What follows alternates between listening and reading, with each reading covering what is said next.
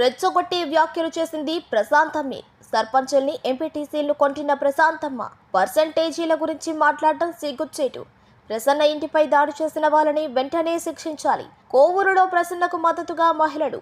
కోవూరులో నల్లపురెడ్డి కుటుంబం అంటే ఒక చరిత్ర అని, ఎంతో మందికి ఉద్యోగ అవకాశాలతో పాటు అభివృద్ధికి కృషి చేసిన వారు అని కోవూరులో రెచ్చగొట్టే వ్యాఖ్యలు చేసింది మొదట వేమిరెడ్డి ప్రశాంతిరెడ్డి అని కోవూరు వైసీపీ మహిళా విభాగం నేతలు ఆరోపించారు. శుక్రవారం నియోజకవర్గంలోని మహిళలతో కలిసి వారు పత్రికా విలేకరుల సమావేశం నిర్వహించారు. ఈ సందర్భంగా వారు మాట్లాడుతూ పర్సంటేజీల గురించి, కమిషన్ల గురించి నల్లపురెడ్డి ప్రసన్నకుమార్ రెడ్డిపై మొదట అనుచిత వ్యాఖ్యలు చేసింది వేమిరెడ్డి ప్రశాంతిరెడ్డి అని, పర్సంటేజీల గురించి మాట్లాడే ప్రశాంతిరెడ్డి నియోజకవర్గాల్లో సర్పంచుల నుంచి ఎంపీటీసీల వరకు ఎంతమందిని ఎంతెచ్చి కొనుక్కున్నారో తమకు తెలియదని ఆరోపించారు.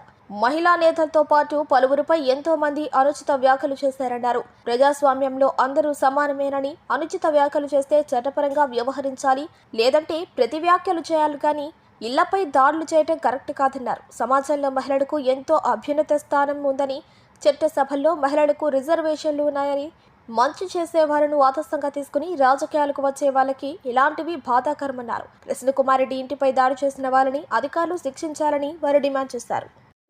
వారికి కార్యకర్తలు లేరా? వారికి తల్లి, బిడ్డ, భార్య లేరా? వాళ్ళ మనోభావాలు దెబ్బతినవా అమ్మ?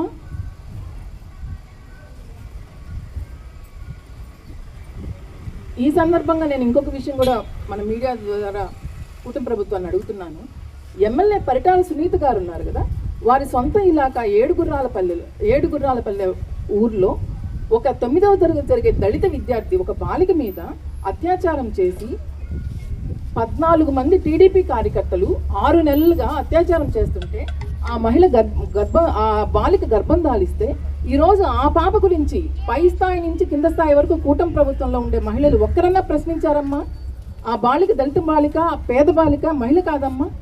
ఇట్లాంటి సంఘటనలు ఇట్లాంటి సంగతులు ఎన్ని జరుగుతున్నాయమ్మా ఆంధ్రాలో? ఇవన్నీ ప్రశ్నించొద్దా? వాళ్ళందరూ మహిళలు కాదా?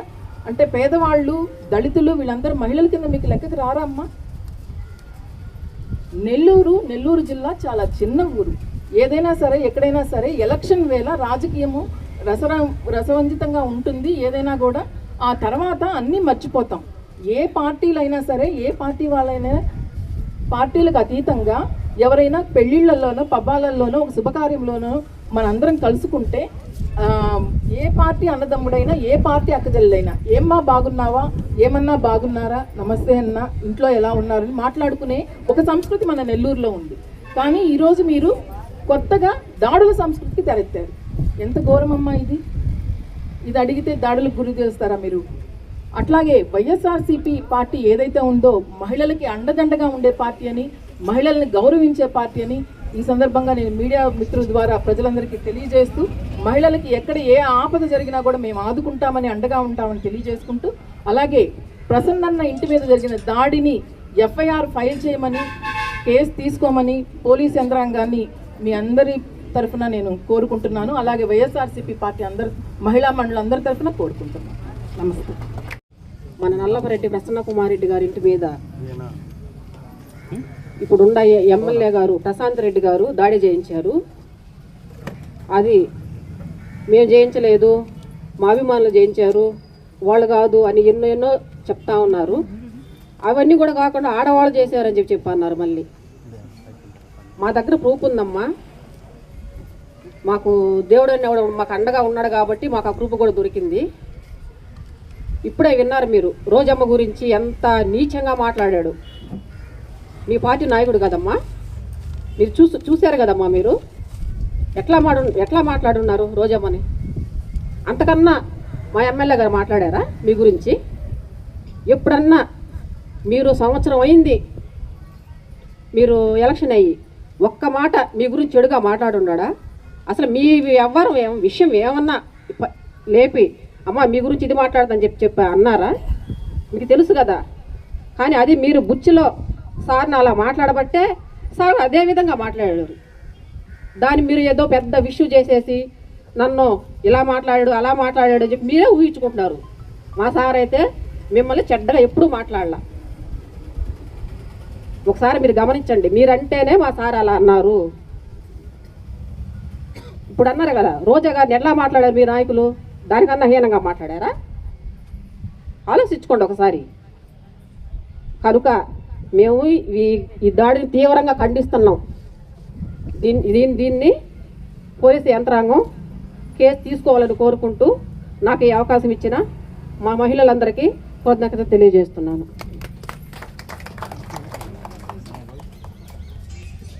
మాట్లాడినట్లు మేము విన్నామమ్మా. మాకు కొంతమంది ఆ దాడికి వచ్చినటువంటి వాళ్ళు అక్కడ మాట్లాడారు అని మా ప్రసన్నన్న గారి తల్లిగారు శ్రీలక్ష్మమ్మ గారు మేమందరం కూడా ఆ దాడిని చూడడానికి వెళ్ళినప్పుడు ఆ తల్లి చెప్తూ బాధపడినటువంటి విషయాన్ని మీకు తెలియచేస్తూ ఉన్నాను. తల్లి వాడు లేడా ఇంట్లో, వాడిని చంపండి, వాడిని కొట్టండి అనని ఆ దాడికి వచ్చిన వాళ్ళు మాట్లాడారంటమ్మా. చంపడాలు, ఒక ఎమ్మెల్యేగా పనిచేసిన వ్యక్తిని, ఒక పెద్ద కుటుంబం నుంచి వచ్చిన వ్యక్తిని చంపడానికి ఆ దుండగలు రావడం ఏంటమ్మా?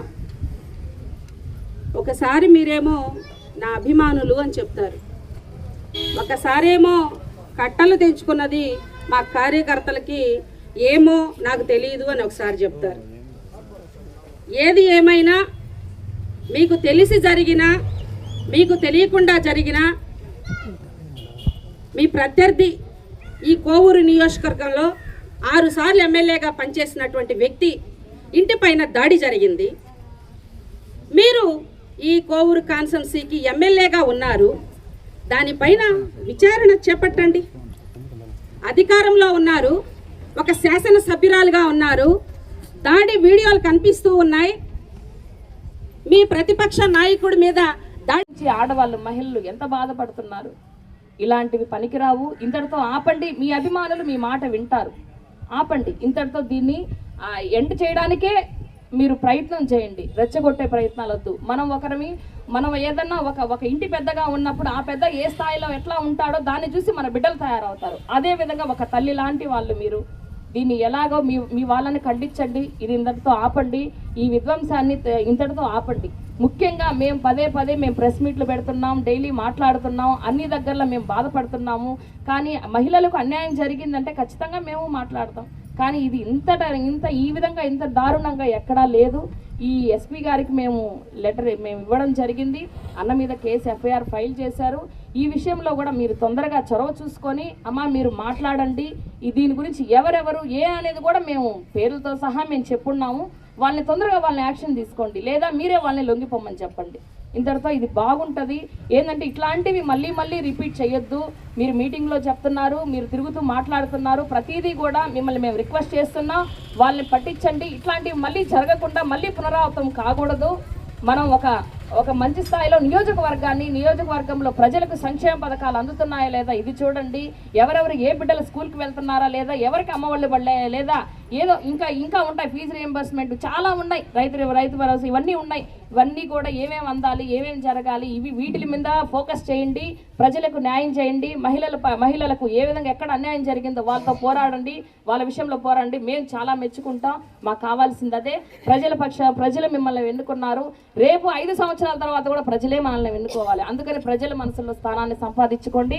ప్రజల పక్షాన మీరు నిలబడి మీరు పోరాడండి. మేము కూడా మిమ్మల్ని మెచ్చుకుంటాం. అంతేగాని ఇలాంటి రాక్షసమైనటువంటివి, ఇలాంటి క్రూరమైనటువంటివి ఇలాంటివి చేయకండి. అందరినీ కూడా ఎవరెవరినో తీసుకొచ్చి ఇళ్ల మీద దాడులు చేయడం ఇలాంటి సహించాలి. రాజకీయం అన్నాక అన్నీ చాలా ఉంటాయి, అన్ని ఒడిదుడుకులు ఉంటాయి, అన్నీ పడాలి. అన్నీ పడి వచ్చినప్పుడే మనం అన్నిటిలోకి వస్తాం.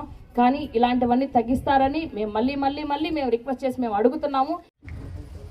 నల్లపురెడ్డి శ్రీనివాసులరెడ్డి గారు రాష్ట్రంలో ఎంతో మందికి ఉద్యోగ అవకాశాలు కల్పించారు.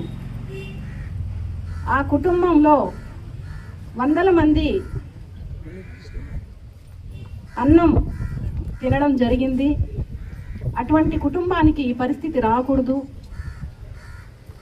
ఇంత కఠినంగా ఆ ఇంటిపైన దాడి చేయడానికి అవసరం ఏముంది? విమర్శిస్తే విమర్శలు చేయాలి, కానీ ఇటువంటి దాడులు చేస్తారా అంటే ఇక నుంచి విమర్శించే ప్రతి ఒక్కరికి ఇదే విధంగా దాడులు చేయాలనా? సమాజం ఎటుపోతుంది? కాబట్టి దీన్ని ఇంతటితో ఆపాలంటే దీనికి సంబంధించిన అధికారులు స్పందించి వెంటనే కేసు ఫైల్ చేసి దుండగులను కఠినంగా శిక్షించేలా చేయాలని కోరుకుంటున్నాము. చూడండి, ఎందుకంటే మాకంటే కూడా మీకు ఆమె గురించి ఎక్కువగా తెలుసు, అమ్మ గురించి. ఆ అమ్మ మనోవేదన, ఆ నందనవనంలో ఆమె కూర్చొని ఉంటే మేము ఎప్పుడు పోయినా ఆమె కొందాగా మాట్లాడేది. ఈరోజు భయపడి వణకుతున్న ఆమె మాట్లాడుతుంటేనే వణికిపోతుంది. ఏమమ్మా అంటే, అమ్మ ఎప్పుడు ఏం చేస్తారో భయం వేస్తుందమ్మా. ఏందమ్మా, నేను 61 నుంచి రాజకీయాలు చూస్తున్నానమ్మా, నేను ఎప్పుడు ఇలాంటి చూడలేదమ్మా అని భయపడుతుంది ఆ తల్లి. ఎందుకంటే తన తల్లి ముందు తన బిడ్డను చంపేస్తాం, ఎక్కడున్నారని వచ్చారంట. అది ఎవరు చేయించారో కూడా అందరికీ తెలుసక్క.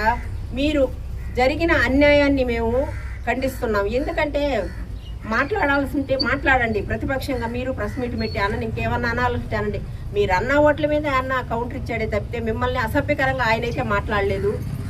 డాక్టరేట్, పిహెచ్డి అంటే డాక్టరేట్ అక్క, అదేం చిన్న తప్పేం కాదు. మీరు అన్నారు అబద్ధాల్లో పిహెచ్డి చేశాడు ప్రసన్న అన్న, అబద్ధాలు చెప్పడంలో పిహెచ్డి చేశాడు, అప్పుల్లో పిహెచ్డి చేశాడని మీరు అన్న మాటనే అన్నాడు. అమ్మ నేను చేసింది అప్పులున్నాయి, నాకు అప్పులున్నాయని ఆయన ఒప్పుకున్నాడు, అప్పులు లేని వాళ్ళు ఎవరు ఉండరని. కానీ అక్క ఇది చేయటం ఎంతవరకు ప్రశాంత్ అక్క, ఇది అన్యాయం అక్క. ఎందుకు మీరే ప్రెస్ మీట్లో చెప్పారు, నా అభిమానులని ఆపలేకపోయాను, అభిమానులు చేశారని. ఎంతవరకు న్యాయం అక్క ఇది? ఏ రాజకీయ చరిత్రలో ఉందక్క ఇది? సుదీర్ఘ రాజకీయ చరిత్రలోనే ఇది లేదక్క. మీరు ఇలాంటి చేయటం తప్పక. ఇంతవరకు మా కేసు, ఆమె ఒక తల్లి కదక్క, ఆ తల్లి ఇచ్చిన కేసుని ఇంతవరకు గౌరవ ఎస్పీ గారు తీసుకోలేదు. గౌరవ ముఖ్యమంత్రిని ఉప ముఖ్యమంత్రి పవన్ కళ్యాణ్ అన్నను కూడా నేను అడుగుతుందా, న్యాయం అందరికీ సమన్యాయమే కదన్నా, మేమందరం ఓట్లు వేయలేదన్నా, మా నాయకుడికి అన్యాయం జరిగిందన్నా, మీరు కేసు ఎందుకు తీసుకోలేదని మేము అడుగుతున్నామన్నా. ఆ కేసుని మీరు తీసుకొని మా శ్రీలక్ష్మ అమ్మకి న్యాయం చేయాలని, మా ప్రసన్నకి న్యాయం చేయాలని మేము మా పార్టీ తరఫున కోరుకుంటున్నాము. అదీ కాక ఫ్లెక్సులు దించడం మా కోవూరు చరిత్రలోనే లేదు. మా ముఖ్యమంత్రి మా దివంగత ముఖ్యమంత్రి వైఎస్ రాజశేఖర రెడ్డి గారు పుట్టినరోజు వేడుకలకు మేము ఫ్లెక్సులు కట్టుకుంటే ఆ ఫ్లెక్సులు కూడా చించేశారక్క. ఇది ఎంతవరకు న్యాయం అక్క? కానీ మీరు మా పట్ల చేసిన అన్యాయాన్ని మీరందరూ గుర్తించి, గౌరవం నారా చంద్రబాబు నాయుడు గారు గౌరవ ముఖ్యమంత్రి, ఆయన కూడా ఈ అన్యాయాన్ని చూసి మాకు న్యాయం చేకూర్చాలని మేము ఈ సభాముఖంగా తెలియజేస్తున్నాము. ఇంతటితో ప్రసంగం. అందరికీ నమస్కారం. పత్రికా విలేకరులందరికీ నా విలేకరికి నమస్కారం తెలియపరుస్తాను. నేను మాజీ కోవూరు సర్పంచ్ని. ప్రసన్న కుమార్ సారు మమ్మల్ని ఆడోళ్ళని అంత అభిమానం ఇస్తారు కాబట్టి మేము ఈరోజు ఇంతమంది మహిళలు ఇక్కడ కూర్చున్నాం. మరి ఆ మేడం గారు అన్నారు, ఒక్క వైఎస్ఆర్సీపీ ఆడోళ్ళు కూడా అతని పట్ల ఏమి జాలి చూపించడం లేదు. మరి ఈ మహిళలు ఎక్కడి నుంచి వచ్చారమ్మా? మీరు ఏదో మనకి ప్రశాంతంగా సాగిస్తారనుకుంటే అశాంతి మాకు ఎక్కువ పెరిగిచ్చేస్తున్నారు. మరి రాజకీయ ప్రసన్న కుమార్ సారు 6 సార్లుగా ఎమ్మెల్యేగా గెలిచారు. మీరు ఒక్కసారిగా వచ్చారమ్మా. నేను ఒకటే అడుగుతున్నాను, మీరు ఈ సంవత్సరం 13 నెలలకి మాకు 6 చెరువులు నీళ్ళు తాగిపిస్తున్నారు. ఇంకా పిహెచ్డి అంటే దానికి ఒక ప్రమోషన్ ఉంటుంది చదువు మీద. ఫస్ట్ ఆఫ్ ఆల్ ఒకటి ఏంటంటే, పిహెచ్డి అంటే మీరు అది పాజిటివ్గా తీసుకోవాల్సింది, నెగిటివ్గా తీసుకున్నారు. సెకండ్, దానికి ఏం తప్పు లేదు. అతని అమ్మగారు మేము వెళ్తే భయపడతా చెప్తున్నారు, మా జీవితంలో నేను ఇలాగ ఎప్పుడు చూడలేదు చరిత్రలో. మరి సార్ గారే చేశారు ఇదంతా. మేము కొద్దిగా మా వాళ్ళు వెళ్ళారు, మా అభిమానులు. మేము కొద్దిగా చూసేసరికి ఫోన్ చేసాను, మాకు తెలిసిన ఇన్ఫర్మేషన్ వచ్చినాక మరి మేము వాళ్ళని పిలిచేసాము. మరి అప్పుడు సార్ గారు ఇవన్నీ చేస్తే వాళ్ళ అమ్మగారికి ఒక గాజు బొలుగు తీసుకుని చేతికి గీసి వాళ్ళే కొట్టెళ్ళారని చెప్పి అదైనా చెప్పొచ్చు కదా. దానికి అంత పెద్ద కేసు అవుతుంది ఒక మహిళ మీద. ఆ వంటోళ్ళు కూడా వాళ్ళు అంటున్నారంట, మీ సార్ ఎక్కడికి వెళ్ళారు, ఈరోజు చంపడానికే వచ్చాం మేము. మరి వాళ్ళు ఏ విధంగా మత్తు పదార్థాల్లో వచ్చారో అది తెలియదు మనకి. మరి అది మామూలుగా రాలేదో, మామూలుగా ఫ్యాన్ బెండ్ చేయలేదో, సామాన్లు పగలగొట్టలేదు. మేము మటుకి ఎస్పీ గారిని ఒకటే కోరుకుంటున్నాము, మా కేసు తీసుకోవాలా. మరి ఆ ఫోటేజ్ టీవీలో కూడా అన్నీ కనిపిస్తుంది, ఎవరెవరు దండుకులు ఉన్నారు అక్కడ, అది అందరికీ నోటెడ్గా ఉన్నారు. మరి మేము కూడా ఎస్పీ ఆఫీస్ కూడా ధర్నాలు కూడా సిద్ధంగా ఉంటాం, మా కేసు కానీ తీసుకోకపోతే. ఈ అవకాశం ఇచ్చిన పెద్దలకి ధన్యవాదాలు.